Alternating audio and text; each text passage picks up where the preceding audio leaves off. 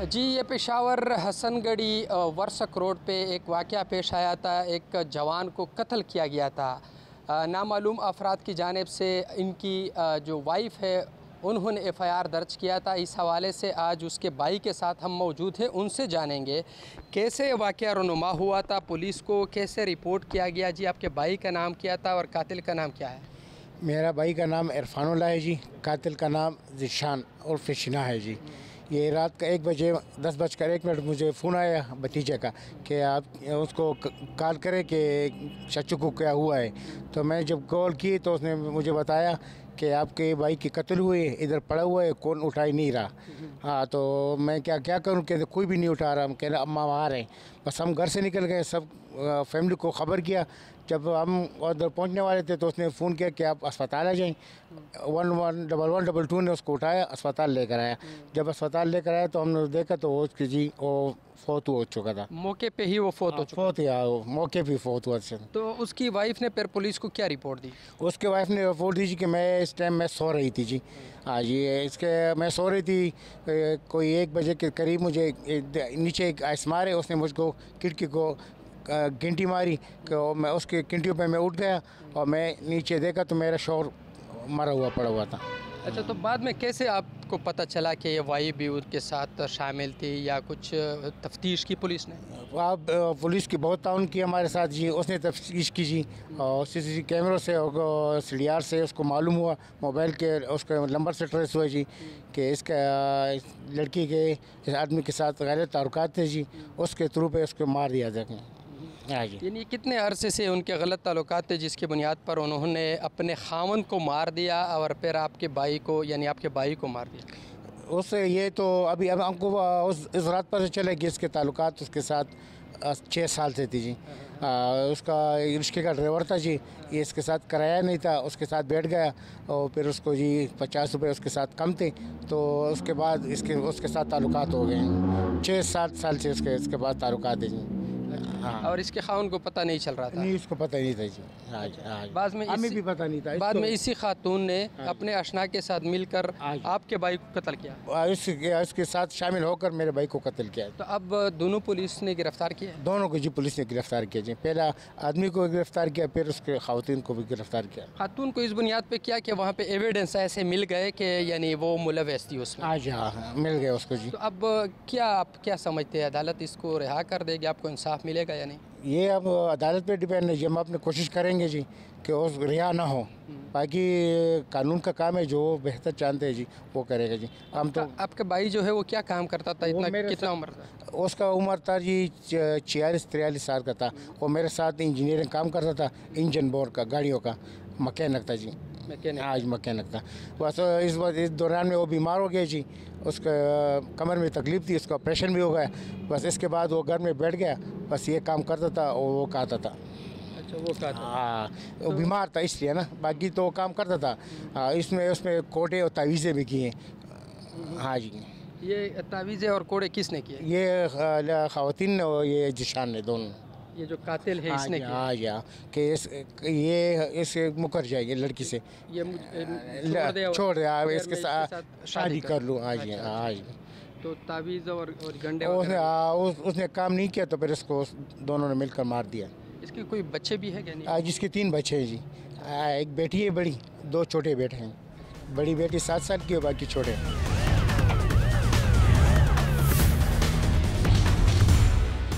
जी बिल्कुल, पेशावर फ़कीराबाद थाने के हदूद में एक मर्डर हुआ था और ये अंधा कत्ल था। इसके बारे में किसी को मालूम नहीं था। उसके साथ एक खातून खड़ी थी, उन्होंने पुलिस को रिपोर्ट कर दिया और कहा कि मेरे खावंद को किसी ने मार दिया है। पुलिस ने तफ्तीश शुरू की। इस हवाले से यह एसएचओ साहब जो है उनसे बात करेंगे। एसएचओ साहब, आप हमें ये बता दें, ये मर्डर तो ऐसा हुआ था जो ख़ुद उसके जो बीवी है उन्होंने क्लेम किया था कि किसी ने इसको मारा है, बाद में उसी बीवी को आप लोगों ने गिरफ्तार किया, अगर आप हमें बताएं जी।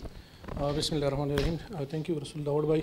13 फरवरी को हमें इत्तला मिली, 12:30 टाइमिंग था कि इस तरह एक डेड बॉडी पड़ी हुई है काशिफ टाउन हसनगढ़ी में।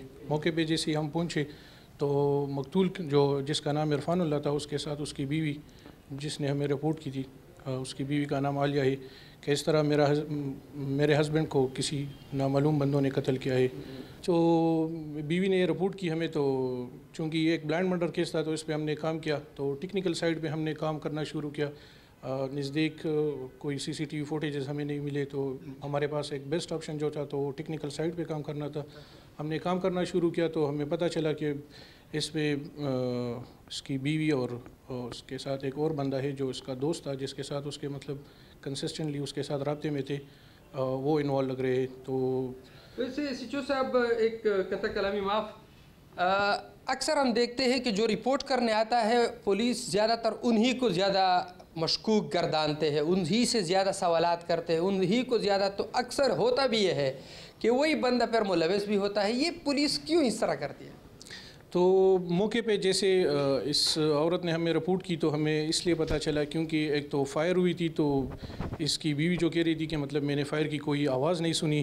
तो हमें मतलब ये हमारे जहन में था कि मतलब अब हमने इस पे काम करना है, तो हमने काम करना शुरू किया। और हमारे पास वो एविडेंस भी आ गए जो मतलब हमें दरकार थे कि मतलब इसमें कौन कौन है। मकतूल को गोली मार के कत्ल किया गया था और ख़ातून कह रही है कि मैंने गोली की आवाज़ सुनी नहीं, कि मैंने फायर की कोई आवाज़ नहीं सुनी। जी जी।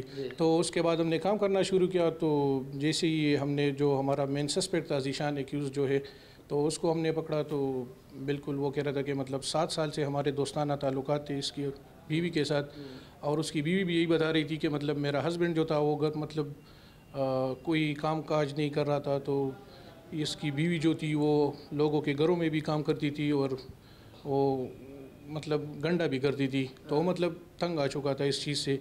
तो इसने अपने दोस्त के साथ मिलकर इसके कत्ल का मंसूबा बना लिया और मतलब दे हैव कन्फेस्ड इट कि मतलब हाँ हमने ये किया है। और जो आले कत्ल था, जो वेपन ऑफ ऑफेंस था, वो भी हमने बरामद किया है, जो पिस्टल था। अच्छा, ये अशना के साथ मिलकर ये कत्ल वाक़यात अक्सर होते रहते हैं और हम रिपोर्ट भी करते हैं, लेकिन ये बताइए कि वो बाद में फिर मुकर जाते हैं, पर वो बाद में अदालत में उन्होंने इसको कन्फेस किया था? हाँ बिल्कुल। जैसे ही हमने इसको कोर्ट में प्रोड्यूस किया तो उधर भी उन्होंने मतलब कन्फेस किया, इसको उन्होंने कन्फेस किया है कि मतलब हाँ ये कत्ल हमने किया।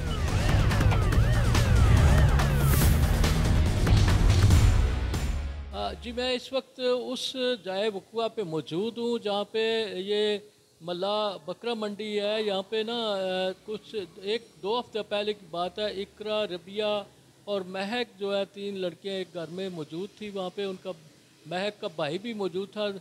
इकरा और रबिया के दरमियान में गुफ्तगू वो कुछ हुई और जो तल्ख कलामी में बदल गई, जिस पर तैयब ने जो है इकरा के ऊपर हमला कर दिया और छुरी के साथ, जिससे वो इकरा ने अपने बचाते हुए अपना हाथ आगे किया, जिससे 3 उंगलियां उसकी कट गई। और पुलिस ने तफ्तीश मुकम्मल करते हुए उस मुलज़म को गिरफ़्तार कर लिया। मुलज़म जो है वो अबूरी ज़मानत पर मौजूद है और उसके बाद जो है वो दूसरी मुलज़मा जो है उसको पुलिस ने गिरफ़्तार कर लिया।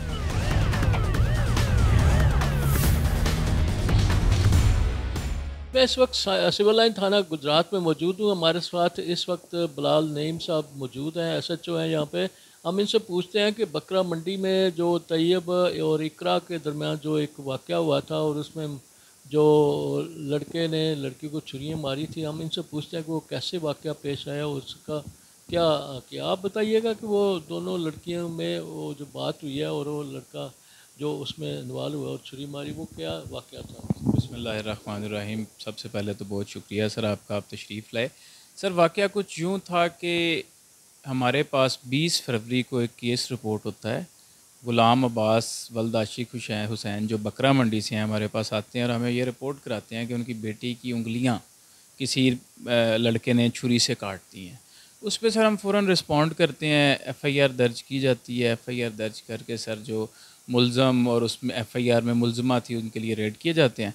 मुलज़मा जो उसमें रबिया थी, रबिया को हम लेडी कांस्टेबल पुलिस, हमारे साथ लेडीज़ पुलिस मौजूद होती है, उसको अरेस्ट कर लेते हैं। तैयब जो है वो भाग निकलने में कामयाब हो जाता है। सर इसकी स्टोरी कुछ यूँ अनफोल्ड होती है कि रबिया और जो हमारी विक्टिम है जिसकी उंगलियां कटी, इकरा, ये दोनों मुश्तरका दोस्त थी तैयब नामी लड़के की। ये उस दिन उसके घर में इकट्ठे थे। महक जो कि तैयब की बहन है उसके साथ, तो इनकी रबिया और इकरा की आपस में तल्ख कलामी होती है। ये तल्ख कलामी की जो है हाथापाई तक नौबत जा पहुंचती है। इसी दौरान जो तैयब मुल्ज़म है वो रबिया का साथ देते हुए बड़ी सी छुरी लेके इकरा को मारता है। इकरा बचने के लिए अपना हाथ आगे करती है, जिससे उसकी उंगलियां जो है वो कट के गिर जाती हैं। अच्छा, ये बताइएगा कि उसके बाप की जो FIR उसकी तरफ से उसने ये इल्ज़ाम आयद किया कि ये दोनों वाक़या हुआ था, दोनों लड़कियां। तो पुलिस ने भी ये तफ्तीश में यही साबित हुआ है कि दोनों लड़कियां जो उस तैयब की फ्रेंड थी, और उसके बाद ये वाक़या पेश आया, और महक जो उसकी बहन है उसका किस हद तक अमल दखल, क्या उसने इन दोनों को एक तरीका के साथ बुलाया था या उसमें कोई उसकी शामिल? सर, इसमें जो फिल वक़्त तफ्तीश में सामने चीज़ें आई हैं वो FIR की हद तक चीज़ें ठीक हैं, दुरुस्त हैं। जो मुल्ज़म तैयब है वो अबूरी बेल पे है मौजूद अदालत की तरफ से, और उसकी जो है वो शामिल तफ्तीश हो चुका है। उसकी हम जो है अकॉर्डिंगली मेरिट पे तफ्तीश फ़ाइनल करेंगे, और वो गिल्टी साबित होता है तो इंशाल्लाह उसको हम बेल उसकी रिजेक्ट करवाएंगे कोर्ट से। सर, अच्छा, इसके अलावा ये बताइएगा कि जो दोनों यानी क्या मजरूब है जो लड़की, उसकी इस वक्त क्या सूरत हाल है, कैसी है वो, क्या हॉस्पिटल में दाखिल है या? नहीं सर, वो रिकवर कर रही है, उसका प्रॉपर मेडिकल हुआ है, फिर कोर्ट के हुक्म से एक दफ़ा फिर मेडिकल उसका करवाया गया है। उंगलियां उसकी कट चुकी हैं 3, लेकिन अल्हम्दुलिल्लाह वो सेहतयाब हो रही है और रिकवर कर रही है। वो दाखिल कहीं नहीं, अपनी रोज़मर्रा ज़िंदगी के जो कार खाए हैं वो सारे अंजाम दे रही है।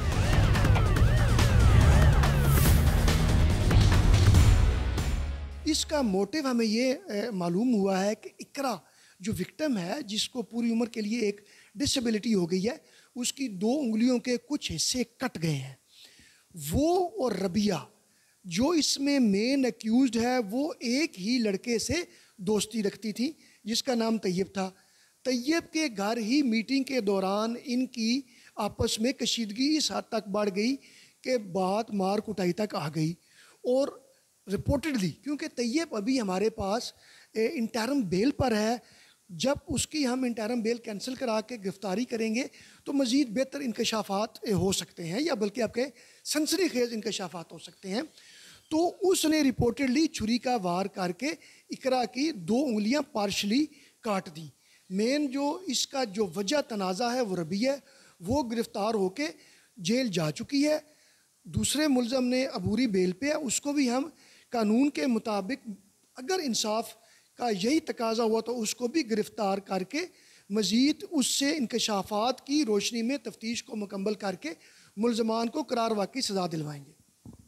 या आप बताइएगा इस वक्त जो है वो अपना उसका केस किस प्रोसेस पे, किस जगह पे पहुंचा? जी, ये मैंने पहले आपको बता दिया, एक मुल्ज़मा जेल जा चुकी है, दूसरा अबूरी बेल पे है। जैसे ही उसकी अबूरी बेल कैंसिल होगी तो हमारे पास बेहतर ऑप्शन होंगे कि उस केस को हम बेहतर अंदाज में फाइनलाइज कर सकें। मंशियात का इस्तेमाल और फ़रोग़ जो है वो बलूचिस्तान का एक अहम मसला बन गई है। बलूचिस्तान में लाखों की तादाद में मंशियात के इस्तेमाल के आदी अफराद मौजूद है।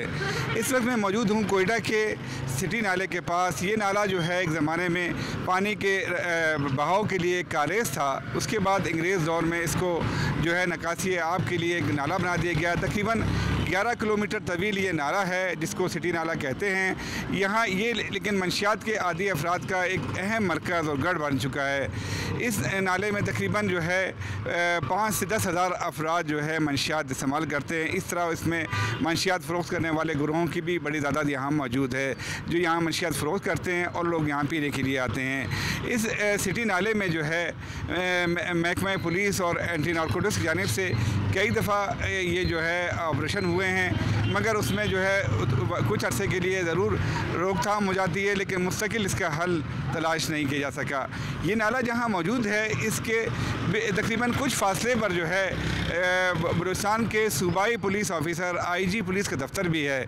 इसके साथ साथ कुछ ही फासले पर बलूचिस्तान असम्बली का भी वाक़ है। इसी तरह कई अहम दफातर जो है इस नाले के करीब वाक़ हैं, लेकिन इसके बावजूद ये नाला जो है मंशियात के अफराद के लिए इस्तेमाल का एक अहम गढ़ बना हुआ है। यहाँ लोग जो है आते हैं, मुख्तलिफ इन्होंने झुग्गियाँ बनाई हुई हैं, अपने मरकज़ बनाए हुए हैं, उनमें यहाँ रहते भी हैं और शहर के मुख्तलिफ इलाकों से आकर मंशियात भी इस्तेमाल करते हैं। पुलिस हुकाम कई दफ़ा ऑपरेशन कर चुके हैं और यहाँ से इन मंशियात के आदी अफराद को निकाला भी गया, मगर उसके बाद ही दोबारा नाला आबाद हो गया है।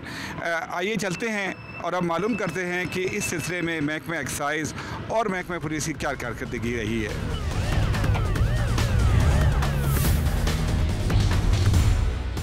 जी, कोयटा में के जो सिटी नाला है उसमें मंशियात की रोकथाम के लिए जहां पुलिस का किरदार है, इसके साथ साथ वहां एंटी नारकोटिक्स कंट्रोल फोर्स का भी एक अहम किरदार है और ये फोर्स जो है वक्तन फ़वक्तन यहाँ ऑपरेशंस भी करती रही है। हमारे साथ मौजूद हैं महकमा एंटी नारकोटिक्स की जो है एक अफसर तारिक शाह साहब। हम उनसे पूछते हैं कि इन्होंने इस सिलसिले में क्या कार्रवाइयाँ की हैं। तारिक शाह साहब ये बताएँगे कि आप लोगों ने जो सिटी नाला है इसमें कितने मंशियात के अफराद मौजूद हैं और अब तक कितनी कार्रवाइयाँ की गई हैं? ये मंशियात के इसमें अफराद कम है, तकरीबन 15 से 20 अफराद हैं जो ट्रोलियों की शक्ल में होते हैं। तो इस पर हमने काफ़ी केसेस भी रजिस्टर किए हैं, उनको जेल मुंतकिल किया है। वहाँ पे जो पीने वाले अफराद है जो वो भी काफ़ी ज़्यादा है, 1500 से 200 तकरीबन 2000 की तादाद उनकी है। तो उनके लिए अगर रिहैब सेंटर में जगह हो, मुख्तलिफ सेंटर बने हुए हैं कोयटा शहर में, अगर उनमें उनके लिए जगह हो, उनके इलाज का कोई सहूलत अच्छा मिल जाए उनको, तो हम तो गिरफ़्तार अफराद को तो जेल मुंतकिल कर देते। बाकी मसला आ जाता है कि मंशियात के आदी अफराद, उनके लिए जो यहाँ सेंटर्स की काफ़ी कमी है, तो अगर उसके लिए मसला हल हो जाए तो फिर काफ़ी हद तक इस पर काबू पाया जा सकता है। जी तारिक साहब, ये बताइएगा कि आपने इसमें मुख्तलिफ औकात में कितने ऑपरेशन किए हैं, इसमें क्या यहाँ से चीज़ें कितने कैसे बरामद हुई हैं और लोग कैसे यहाँ रहते हैं? यहाँ पे इन्होंने मुख्तलिफ़ किस्म की झुग्गियाँ बनाई होती है जिसमें ये मंशियात के आदी अफराद रहते हैं और जो फ़रोख्त कुनिंदा है वो भी इनके साथ ही होते हैं। तकरीबन से 15 से 20 केसेस हमारे रजिस्टर हो चुके। हेरोइन की और आइस जो आजकल जो नशा ये ज़्यादातर इस्तेमाल हो रहा है वो फ़रोख्त भी होता है वहाँ, उनके ख़िलाफ़ हमारी कार्रवाइयाँ जो है मुख्तलिफ़ औकात में जारी रही हैं और हमने केसेस रजिस्टर भी किए हैं। अभी भी हमारे केसेस जो है अदालतों में जो है चल रहे हैं इन्हीं की मंशियात फरोशों के ख़िलाफ़। तो ये काफ़ी तादाद में इनकी तादाद कम है, लेकिन वहाँ पे जो है वो ये कि पीने वालों की तादाद ज़्यादा है। उसके लिए हुकूमत अगर इनके लिए रिहैब सेंटरों की तादाद बढ़ाए, इनका इलाज वगैरह करे तो इसका ख़ात्मा मुमकिन है। किस उम्र तक के बच्चे जो हैं वहाँ, बच्चों से लेकर किस उम्र तक के लोग जो है वहाँ मतलब उसमें सिटी नाले में मतलब मौजूद होते हैं? नशे के आदी अफराद जो हैं वो किस उम्र के होते हैं? ये ऐसा है कि 15 साल के भी हैं, 20 साल के भी हैं, 25 के भी, बड़े उम्र के भी हैं। ज़्यादातर आजकल नौजवान नस्ल इस नशे की आदत में मुब्तला हो चुकी है जो ख़तरनाक हद तक इसमें इजाफा भी हो रहा है।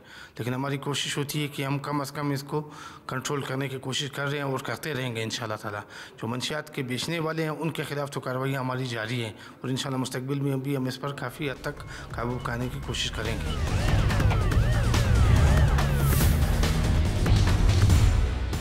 जी, मैं मौजूद हूँ तौसा में और तौसा में एक वाक़या हुआ है गुज़श्ता कुछ दिन पहले। यहाँ पर सरकारी स्कूल में मौजूद जो वेयर हाउस था महकमा तालीम का, वहाँ पर हज़ारों की तादाद में सरकारी किताबें निसाब की रखी हुई थी, वो यहाँ पर चोरी कर ली गई हैं। जो मुतलका अथॉरिटी है वो जब विज़िट पे आया इस इलाके में तो उसने देखा कि यहाँ पर किताबें मौजूद नहीं हैं। लेकिन उससे पहले भी लोगों ने देखा है कि रातों को रक्शों पर जो है ना वो लोडर रक्शों के ज़रिए किताबों को ले जाया जाता हुआ देखा गया है। कुछ लोगों ने उनकी उस तरह की जो है ना वो सबूत महफूज कर लिए और मुतलका हुकाम को भी पेश कर दिए, जिसके बाद अथॉरिटी ने चेक किया तो पता चला कि हज़ारों की तादाद में जो किताबें तकसीम होना थी इसी माह के आखिर तक तमाम के तमाम वहाँ से गायब थीं। तो इस पर जो है ना वो एक खलबली सी मच गई इलाके में और मुख्तलिफ़ इलाकों पे जो है ना वो अथॉरिटीज़ ने कार्रवाइयाँ शुरू कर दी और मुकदमात इनका इंदराज कर लिया। लेकिन वो दर्जा चहारम के लोगों को इसमें जो है ना वो नामज़द किया गया है, जिसमें कुछ चपड़ासी और चौकीदार थे, 5 अफराद पर मुश्तमिल, और इसके अलावा 2 नामालूम अफराद जो कि प्राइवेट जो रक्षा लोडर्स थे उनको नामज़द किया गया है इस मुकदमे में। लेकिन किसी भी अथॉरिटी को, किसी भी ऑफिशल्स अफसर को इसमें शामिल नहीं किया गया है। ख़दशा है लोगों को, जो यहाँ हमारी बात हुई लोगों से, ख़दशा उनकी तरफ से ये ज़ाहिर किया गया है कि कहीं ऐसा ना हो कि किसी बड़े जो है ना वो बंदे को बचाने की कोशिश की जा रही हो। इसकी आड़ में छोटे जो 4 से 5 लोग हैं महकमा तालीम को, उनको नामज़द किया, जिसमें से सिर्फ एक गिरफ़्तार हुआ, बाकी गिरफ़्तारियाँ भी नहीं हुई हैं। तो इस सिलसिले में हम मज़ीद भी जाएंगे DG खान और वहाँ पे डिप्टी कमिश्नर DG खान से इससे मुतल्लिक़ तफ़सीलात पूछेंगे कि इंतज़ामिया ने अब तक इस पर क्या कार्रवाई की है।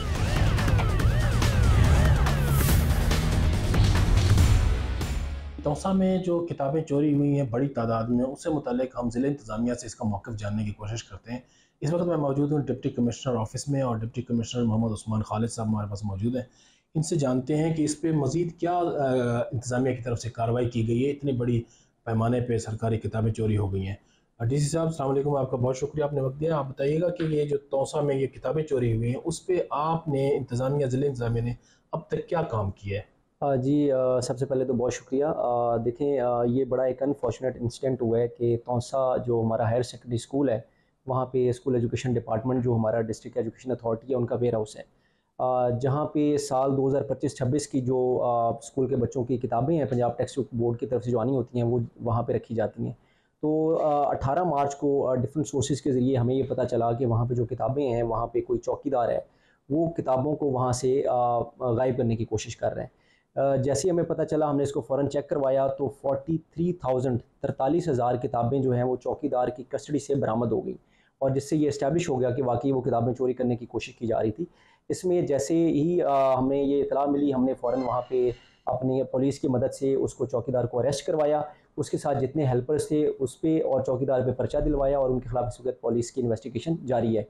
इसके अलावा जो हमारे बाकी जो इसमें एजुकेशन के अफसरान हैं, जिसमें जो कंसर्न्ड AU है उसको हमने सस्पेंड किया है, और इसके अलावा और जो हमारे वहाँ पे मुतलका अफसरान हैं उनको सस्पेंड करके उनके ऊपर पीडा के तहत इंक्वायरी चल रही है, जिसमें DO सेकेंडरी जो है वो 3 जो रुकनी कमेटी है उसको हेड कर रहे हैं। और इंशाल्लाह ना सिर्फ पुलिस के मुताबिक जो वहाँ पे क्रिमिनल जो इन्वेस्टिगेशन चलेगी उसके मुताबिक इनको सज़ा मिलेगी, बल्कि हम अपनी डिसिप्लिनरी प्रोसीडिंग्स के तहत भी जो भी इसमें मुलविस होगा इंशाल्लाह उसको कैफ़े किरदार तक पहुँचाएंगे। अच्छा डीसी साहब, ये बताइए कि ये इस तरह के मतलब किताबें सरकारी उन पे प्रिंट भी लगा होगा पंजाब हुकूमत का, कुछ हो तो वो सेल भी नहीं किए जा सकते होंगे, तो आखिर इस पे कोई पता चला है इब्तदाई तहकीकात में कुछ चीज़ सामने आई है कि करना क्या चाहते हैं किताबों का? ये इसमें भी ये है कि जो पुलिस की इन्वेस्टिगेशन चल रही है उसमें ये सामने आया है कि इसमें कोई प्राइवेट लोग और भी मुलविस हैं जिनको ये किताबें आगे दी जाती थी और वो किसी तरीके से आगे जाके इसको डिस्पोज ऑफ करते थे, सेल करते थे। लेकिन ऑब्वियसली जब पुलिस इन्वेस्टिगेशन 100% हो जाएगी, जो जो इसमें मुलविस हैं वो लोगों को जब पुलिस इन्वेस्टिगेट करेगी तो फिर हमें 100% जो पिक्चर है वो सामने आएगी कि एक्चुअली वो इन किताबों से किस तरीके से फ़ायदा उठा रहे थे। वज़ीर आला पंजाब मरीम नवाज़ की जानब से जंगली हयात के तहफ़्फ़ुज़ के लिए पंजाब भर में एक ख़ुसूसी मुहिम चलाई गई है। इस सिलसिला में वाइल्ड लाइफ अफसरान और महकमा जंगलात के अफसरान इस मुहिम को जारी रखे हुए हैं। इस वक्त मैं आपको पंजाब के दूसरे बड़े जंगल कमालिया जंगल से रिपोर्ट कर रहा हूँ। कमालिया जंगल में काले बिच्छू कसरत से पाए जाते हैं। इससे कबल काले बिच्छू गैंग के हवाला से भी कमालिया सर्कल के मुख्तलिफ थानों में इन अफराद के ख़िलाफ़ FIR भी अंदराज हो चुकी है, और पाकिस्तान के मुख्तलिफ शहरों बल्कि 4 सूबों से शहरियों को काले बिच्छू की फ़रोख्त के नाम पर बुलाकर उनसे लाखों रुपए का फ्रॉड भी कर चुके हैं, जिनकी FIR कमालिया थाना सदर, पीर महल, संदीली अरोती समेत दीगर मुख्तलिफ थानों में दर्ज की जा चुकी है।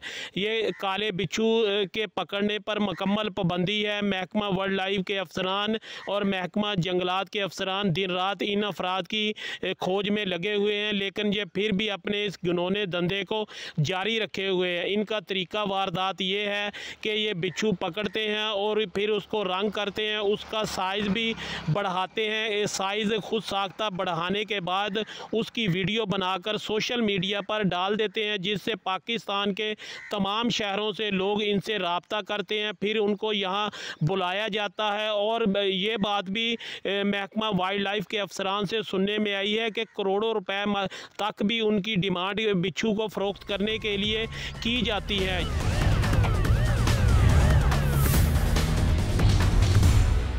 इस केस के हवाला से इस वक्त मेरे साथ wild life inspector Waqas Khan गादी साहब मौजूद हैं। आइए इनसे जानते हैं कि इस गिरोह के ख़ात्मे के लिए ये क्या इक़दामात उठा रहे हैं। जी सर बताइएगा। कमालिया जंगल पंजाब का दूसरा बड़ा जंगल है और इसमें काले बिच्छू बड़ी तादाद में पाए जाते हैं, और जो मकामी लोग हैं नज़दीक पिंड वाले वो इसको पकड़ते हैं और काफ़ी लाखों की तादाद में इसको फ़रोख्त करते हैं। और हमने इनके काफ़ी चालान किए हैं और महकमाना जुर्माने किए हैं, और इनके चालान हमने कोर्ट में भी सबमिट किए हैं। इनका तरीका वारदात क्या है? ये कैसे यानी बिच्छू पकड़ के शहरियों को फ़रोख्त करते हैं? ये जंगल से पकड़ते हैं और लोगों को ब्लैकमेल करते हैं और उनके साथ फ्रॉड करते हैं, और उनको पारे के ज़रिए उनको बड़ा करते हैं। तो बस उनको सोशल मीडिया के ज़रिए उनको बुलाते हैं कि हमारे पास 100 ग्राम 120 ग्राम का है, 150 ग्राम का है, 12 इंच का है।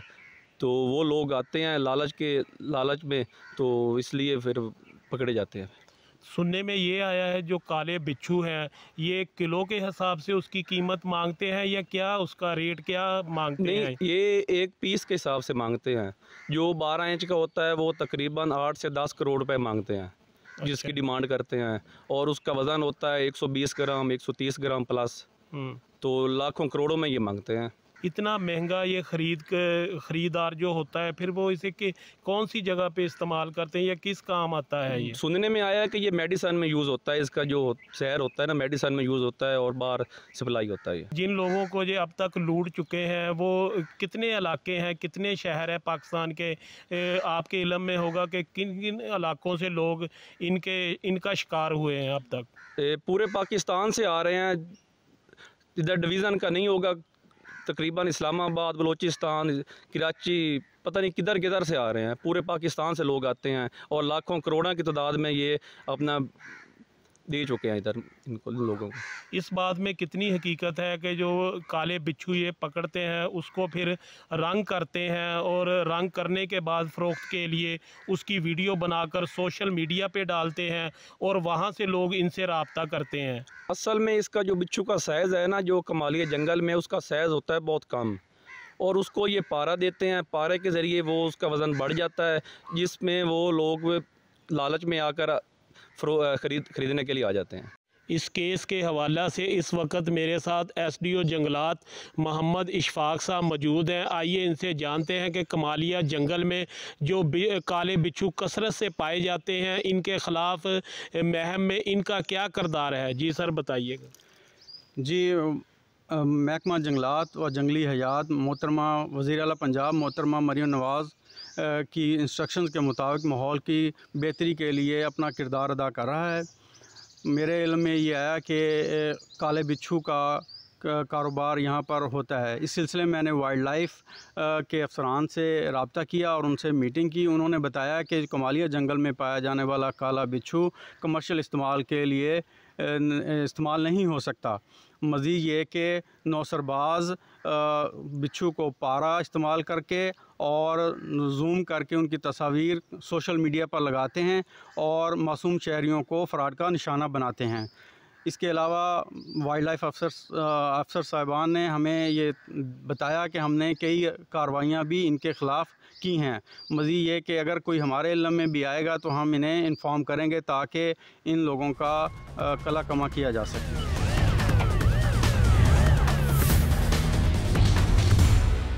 इस केस के हवाला से इस वक्त मैं कमालिया जंगल के नज़दीक मौजूद हूँ। मेरे साथ कुछ शहरी मौजूद हैं। बाज़ औक़ात जो बाहर के दीगर शहरों से लोग आते हैं तो वो जंगल में इन अफराद का पूछते हैं, एड्रेस पूछते हैं। जब ये लोग उनसे पूछते हैं कि आप किस काम के लिए आए हैं तो वो बताते हैं कि हमने सोशल मीडिया पर बिच्छू देखे थे, उसकी ख़रीद के लिए हम यहाँ पर आए हैं। आइए इनसे जानते हैं कि इनके पास इस सिलसिले में क्या मालूमात हैं। जी सर बताइएगा। काले बिच्छू के नाम पे बड़ा फ्रॉड हो रहा है। बाहर से लोग वो सुना के या सोशल मीडिया पे ऐड देख के आ जाते हैं, लेकिन बेसिक यहाँ पे वो काले बिच्छू के नाम पे वो केकड़ा पकड़ के उसकी दुम भी जाली लगाते हैं और उसके अंदर स्प्रिंग, जो लचकदार स्प्रिंग है बारीक, वो इस्तेमाल किया जाता है और देखने में वो ऐसे प्लास्टिक की बॉडी लगा देते हैं कि देखने वाला समझता है कि शायद ये सचमुच में बिच्छू है।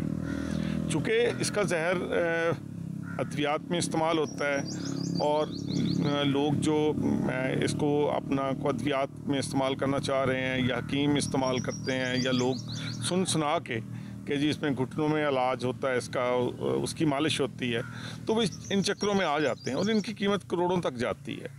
तो ये उसका वज़न बढ़ाने के लिए उसकी अगली जो टांगें हैं उसमें वो सिरिंज के साथ उसमें पारा जो है वो दाखिल कर दिया जाता है, जिससे उसका बिच्छू का वज़न बढ़ जाता है।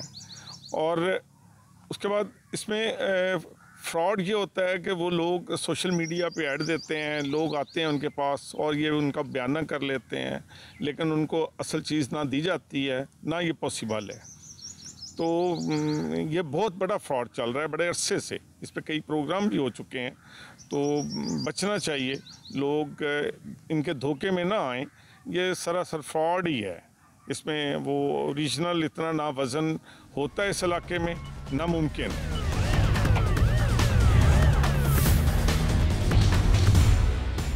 इस केस के हवाला से इस वक्त मैं ASP circle Kamalia madam Zainab Ayub साहिबा के साथ मौजूद हूँ।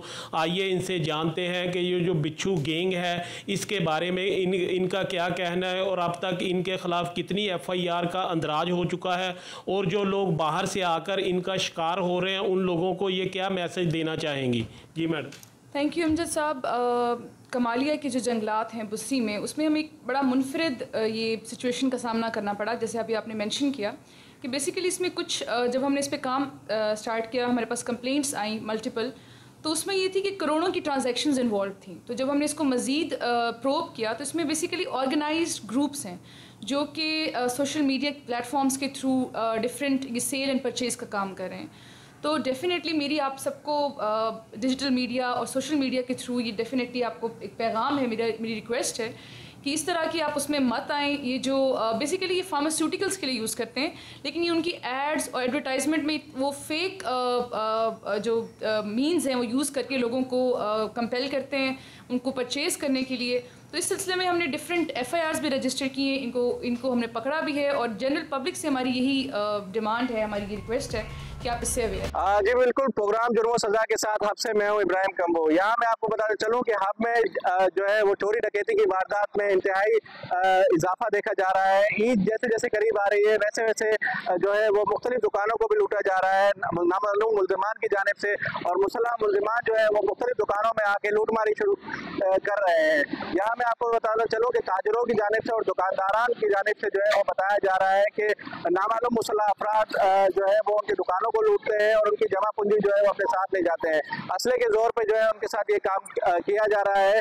मुख्तलिफ जो दुकानें हैं उन पर CCTV वीडियो भी रिकॉर्ड की जा चुकी है, लेकिन अभी तक जो है वो मुल्जिमान जो है हिरासत में नहीं लिए जा सके हैं। पुलिस से उनका मौक़िफ़ जाते हैं कि आया जो मुल्जिमान है उनको क्यों गिरफ्तार नहीं किया गया है। उनकी शनाख्त करने के बावजूद जो है, जबकि जो दुकानदार हैं उनसे भी ये मालूमात लेते हैं कि आया जो दुकानदार जो लूट रहे हैं, जो डकैतों के हाथों जो लूट रहे हैं, उनसे पूछते हैं कि वो आया क्यों असले के जोर पे जो है उनको लूटा जा रहा है और वो उनकी जो जमा पूंजी है वो उनके आंखों के सामने जो है लूटी जा रही है। जी बिल्कुल। इस वक्त मौजूद हूँ अपने एक दुकान पर जहाँ पे एक हफ्ता कबल जो है वो डकैती की वारदात हुई है। जो चोर है, जो डकैत है, वो इस दुकान में दाखिल हुए हैं और जो अपने साथ है वो असला भी लेकर आए थे और असले के जोर पे जो है वो इस दुकान में आते के साथ उन्होंने डकैती शुरू कर दी है। और बारी जो सामान था यहाँ पे जो मुलाजमीन काम कर रहे थे उन मुलाजमीन से काफ़ी तादाद में जो है नकदी सामान भी लेकर गए हैं और इसके साथ साथ जो है उनके मोबाइल फोन भी लेकर गए हैं। बताइएगा कि क्या सूरत हाल है। पहले तो अस्सलाम वालेकुम। हम यहाँ काम करते हैं, हमने मुलाजिम हैं यहाँ। हम उस दिन वारदात का एक किस्सा आपको सुनाते हैं। दिन दहाड़े 12:30 का टाइम था, हम यहाँ बैठे हुए थे। हमारे यहाँ चंद ग्राहक भी बैठे हुए थे, 6-7 ग्राहक थे। कुछ हमारे मिस्त्री लेबर हैं जो हमारे सोलर सिस्टम वगैरह लगाते हैं, वो भी यहाँ लगा रहे थे, सिस्टम अपना काम कर रहे थे। मैं अंदर बैठा हुआ था कि यहाँ से जो हमारा बैटरी वाला गेटअप है जहाँ से, वहाँ से 5 मुसल्लह अफराद इधर दुकान में दाखिल हुए। उनके पास पांचों के पास जो है ना गन थी, पिस्टल था, बगैर असले के कोई नहीं था। वो पांचों असले के साथ ही आए हैं। हमें यहाँ यरगमाल बनाया है, उन्होंने ग्राहकों को यरगमाल बनाया है। बोला कि जो जिधर बैठा है वो बैठा रहे, उठने की कोशिश नहीं करना, नहीं तो हम फायर कर देंगे। उन्होंने ये धमकी दी। जो जिधर बैठा हुआ था वो बैठा ही रहा। हम भी बैठे हुए थे, काम कर रहे थे, हमें भी लूट लिया गया। मोबाइल हमारे छीन लिए गए, हमारे जो नकद रकम थी जेबों में वो भी, और ग्राहकों की जो बेचारे हमारे यहाँ शॉपिंग करने के लिए आए थे उनको भी उन्होंने नहीं छोड़ा, उनको भी लूट लिया। यानी बहुत अफसोस की बात करनी पड़ रही है कि भाई ये एक मेन RCD रोड है जहाँ से सिंध बलूचिस्तान यानी पता नहीं कितने हिस्सों का रास्ता निकलता है और हम एक दूसरे से कनेक्ट होते हैं। दिन दिहाड़े, अभी थाना भी इतना दूर नहीं है, हमारे नज़दीक है। 12:30 का टाइम हो रहा था, 12:30 बजा, हम अपने कामों में, और वो दिन दिहाड़े में ऐसे लूट के ले गए जैसे ये उनकी अपनी एक दुकान थी, अपना कोई जागीर था। मज़े से हमें लूटा गया है, ना कोई हाल है ना कोई हवाल है। नहीं सर, हम यहाँ सन 97-98 में यहाँ रहते थे, मेरी पढ़ाई भी यहाँ की है, मैं यहाँ पढ़ा हूँ, बड़ा भी यहाँ हुआ हूँ मैं। वहाँ उस टाइम जब हालात थे ना वो ऐसे नहीं थे। हमारे रातों को दरवाजे भी खुले होते थे, माशाल्लाह पुरसकून एक माहौल था। लेकिन अब चूँकि बहुत बढ़ भी गया है, ये भी एक है, लेकिन हालात वो नहीं रहे जो पहले थे। जी बिल्कुल, इस वक्त मैं मौजूद हूँ हाथ में, और तीसरी दुकान है जहाँ पे इस रवा रमज़ान में जो है वो मुल्ज़िमान की जानिब से, डकैतों की जानिब से जो है वो मुख्तलिफ दुकानों को भी लूटा गया है। उनमें से एक दुकान ये भी है जहाँ पर मुल्ज़िमान की जानिब से दुकान को लूटने की कोशिश की गई है। हम में जो है अमन व अमान की सूरत हाल इंतहाई ख़राब तर होती जा रही है। यहाँ मैं आपको बताते चलूँ, इस वक्त हमारे साथ दुकानदार भी मौजूद है जिनको लूटा गया है। उनसे बात करते हैं और उनसे जानते हैं कि उनको किन चीज़ों से जो है वो डकैतों ने महरूम किया है। जी बताइएगा ये कि नाज़रीन को इस हवाले से कि जो डकैत आए थे रवा रमज़ान में आपके पास, यहाँ पे उन्होंने आपसे क्या डकैती की और वो किस तरीके से यहाँ पे आए, क्या उनके पास असला था नहीं था, किस तरीके से वो यहाँ पे दाखिल हुए और क्या क्या लूटा? इब्राहिम भाई, इधर इस टाइम था, असर के टाइम पे था, मुजरिम जो है आके असले के जोर पर, 4 बंदे जो है आकर असले के जोर पर, हम दो भाई बैठे हुए थे और गिराक भी बैठे हुए खड़े हुए थे, उनको भी असले के जोर पे लूटा गया और कुछ न पैसे मोबाइल वगैरह छीन के ले गए। हालात बहुत ख़राब हैं, इसलिए कि इंतज़ामिया कुछ नहीं कर सक रहा है और आए दिन चोरियाँ डकैती, दुकान में कारोबार और वगैरह करना मुसीबत हो गया है। तो यहाँ पे ऐसे हालात पहले थे जो अब हो चुके हैं? नहीं, अब नहीं, हालात काफ़ी अभी बिगड़ गए हैं। हालात की वजह से लोग बहुत मुतासर हो गए हैं और कारोबार करना मुश्किल हो गया है। ताजिर भाई बहुत मुसीबतों में और कारोबार करने में बहुत परेशान है। तो आपने कभी पुलिस से रब्ता किया है? सवाल से इतलाई रिपोर्ट दर्ज किया है और इधर आके हमारे दुकान पे भी ये लोग आके जो रिपोर्ट दर्ज करके गए हैं, कुछ अभी तक कोई अमल नहीं हुआ है इस पे। बिल्कुल सर, मैं मौजूद हूँ जिला इंतजामिया की तरफ से लगाए गए बचत बाजार में। यहाँ मैं आपको बताऊँ चलो कि मुल्ज़िमान जो है उन्होंने डकैती के टाइम इस जो बचत बाजार है उसको भी नहीं छोड़ा है। मुल्ज़िमान जो है वो घाट लगाकर बैठे हुए थे और यहाँ पर जो है वो यहाँ पर पहुँचे हैं और मुल्ज़िमान ने यहाँ पे भी जो है वो डकैती की है। ये बचत बाजार लगाया गया रमज़ान पैकेज के हवाले से जिला इंतजामिया की जानिब से, लेकिन चंद जो है वो शराफत बना से यहाँ पर आते हैं और डकैती करते हैं और डकैती करके जो है यहाँ पे लूटमारी करके वो सामान जो है लूट कर चले जाते हैं और नकली सामान जो है उसे भी लूट के ले जाते हैं। हम इस वक्त मौजूद है और हमारे साथ भी जो है इस वक्त मौजूद है, मुतासिरीन, उनसे बात करते हैं, वो इस हवाले से क्या कहते हैं। बताइएगा कि क्या उस वक्त क्या हाल हुआ और क्या मसले मसाइल हुए, कैसे चोर आए यहाँ पर, पूरा अपने लफ्जों में एक मरतबा बताइए। सर कोई हाल नहीं था उस टाइम, हम अपने काम में लगे पड़े हुए थे, सारे लड़के 3 लड़के थे, हम अपने काम में मसरूफ थे। तो एक बंदा इधर से आ गया जैसे दुकानदार, उसने में से हमारे एक बंदे बाहर खड़ा था, 2 बंदे अंदर काम कर रहे थे। तो वो जैसे आ गया उस बंदे को बाहर वाले को पकड़ के लाया अंदर, एक दफा अंदर आया, उधर से वापस चला गया बाहर। और एक कस्टमर आया उस मौके पे ना, वो कस्टमर आके कोई चीज पूछ के वापस चला गया, तो वो चीज हमारे पास मौजूद नहीं था, वो वापस चला गया। जैसे निकल गया वो हमारे दूसरे लड़के को लेके उधर से हाथ में उधर से ले आया अंदर। जैसे अंदर घुसा तो उसने पिस्टल निकाल के चैम्बर करके और हम तीनों को बोला बिल्कुल चुप करके आप लोग बैठ जाओ और किसी ने आवाज नहीं करना है। इस हिसाब से आके अपना उसने काम करके वो चला गया। कितने अफराद थे लूटने वाले? वो इधर जो मौजूद था, एक एंटर हुआ दुकान वो एक ही था, उसके बाद बाहर उसके जितने भी मतलब बंदे थे एक काम करते। तो कितना आपसे सामान लूट कर लेकर गए, क्या क्या लेकर गए? वो और कुछ नहीं लेके गए थे, बस हमारे पास दखल में जितने पैसे थे वो लेके गए। और वो पैसे मेरे अंदाजे में तकरीबन गिनती में नहीं पड़े थे, सारे दखल में पड़े तकरीबन 40,000 के टच में था। 40,000 के टच, 40,000 के टच था। तो इस हवाले से ये भी बताइएगा कि वो जो डकैत आए थे और यहाँ पे लूटमारी की थी, उस वक्त दुकान में कौन कौन मौजूद था और कौन कौन जो अफराद थे वो इस वक्त जो ग्राहकों से डील कर रहे थे?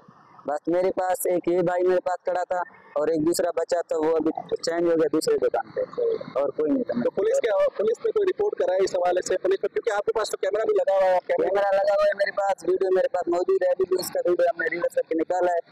जी हाँ, हमारे पास वो वीडियो भी पड़ा है और पुलिस को भी कंफर्म हो गया, पुलिस भी आया, उसने भी पूछताछ करके चला गया। अभी पुलिस वालों ने बोला हम लगे पड़े हुए, इंशाल्लाह बंदा मिल जाएगा। तो आपने उनसे बात की कि थाना भी करीब में है? मैंने बोला उन्होंने को, सर मैंने बोला ये से इस तरह क्यों हो रहा है, क्या है कानून है, क्या सिस्टम है, ये हमें समझ में नहीं आ रहा है। दिन के आ रहे हमको लूट के जा रहे, ये थाना है आप लोगों का, ये क्या सीन हो रहा है, क्या मजाक है, हमारे साथ क्यों ऐसे होते हैं? जी बिल्कुल, बलूचिस्तान के जो सबसे बड़ा सरहदी शहर है, अब यहाँ पे मैंने आपको बताया कि यहाँ की जो सूरत हाल है, चोरी डकैती की वारदातें हैं, वो इंतहाई जो है वो सूरत हाल ख़राब खराब हो चुकी है और चोरी डकैती के वाकयात जो है वो काफ़ी ज़्यादा हो चुके हैं। ईद जैसे जैसे करीब आ रही है वैसे वैसे चोरी और डकैती की वारदातें जो है वो बढ़ती हुई दिखाई दे रही है। हमने जो बात की दुकानदारों से, जो मुतासरीन थे, जो जिनकी चोरी डकैती हो चुकी है दुकानों में, उनसे जब हमने बात की तो उनका यही कहना था कि सीसीटीवी वीडियोस होने के बावजूद जो है वो चोरों को नहीं पकड़ा जा रहा और चोर जो है वो खुलेआम जो आते हैं दुकानों की तरफ और चोरी डकैती करके वापस चले जाते हैं और उनकी जो कीमती अशिया है वो उनसे महरूम कर दी जाती है। इसी के साथ साथ जब हमने इस हवाले से हब के जो मखदूश सूरत हाल है अमन व अमान की, उस हवाले से जब हमने पुलिस से रब्ता किया और मुख्तलिफ जो हब के SHOs हैं उनसे रब्ता करने की कोशिश की तो उनका ये कहना था कि बलूचिस्तान की ख़राब सूरत हाल को मद्देनज़र रखते हुए वो काफ़ी उनकी मसरूफियात बढ़ चुकी है जिसकी वजह से वो मुलाकात हमसे करने से कासिर है।